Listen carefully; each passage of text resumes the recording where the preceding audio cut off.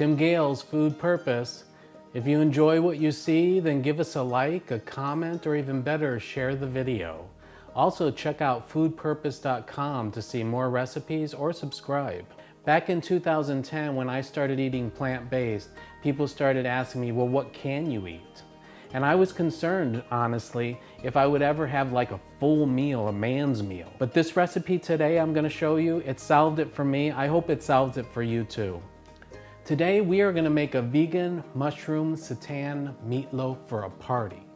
Now you might be asking, what's this party thing about? Well, when I created this recipe, I created it for a party, and so I never adjusted the recipe. So don't panic, just take whatever's left over, put it in your freezer, and you'll have a meatloaf to warm up later.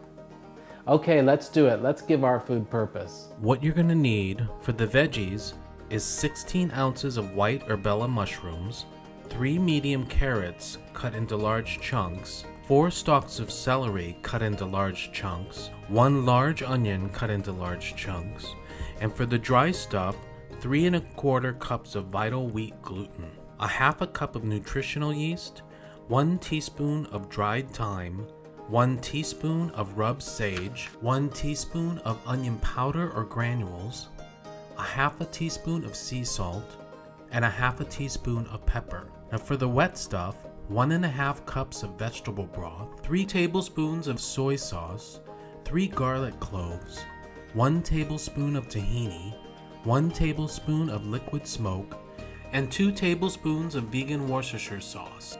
Now preheat your oven to 400 degrees. You're also going to need some parchment paper and the wider aluminum foil. Okay, we're going to prepare our veggies first. In a food processor, place your carrots, your celery, and onions, and pulse until it's shredded. Open the food processor and push down the sides so you don't miss any large pieces, and pulse a few more times. It should look completely shredded.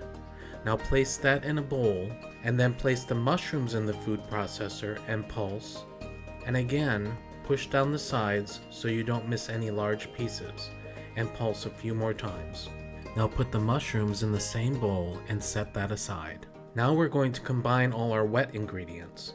In a bullet mixer or a small mixer, add the soy sauce, then the garlic, the liquid smoke, the Worcestershire sauce, the tahini, and then finally the veggie broth. Blend for about 10 to 15 seconds, making sure it's well combined. Now pour this into the veggie mixture and stir. Now for the dry ingredients, you're going to want to use the largest bowl you have available. Now add your vital wheat gluten, your nutritional yeast, the dried thyme, the rubbed sage, the onion granules, the pepper, and the sea salt. Using a whisk, combine all the dry ingredients evenly. Now pour the veggie mixture into the bowl, and then with your spoon mix it all up. Once it's mixed, then use your hands, quickly mixing the mixture, squeezing with your fingers to help activate the gluten. Knead the mixture for about 3 to 5 minutes, and then let sit for 5 to 10 minutes to rest. Now this is where you're going to need parchment paper and the wider aluminum foil.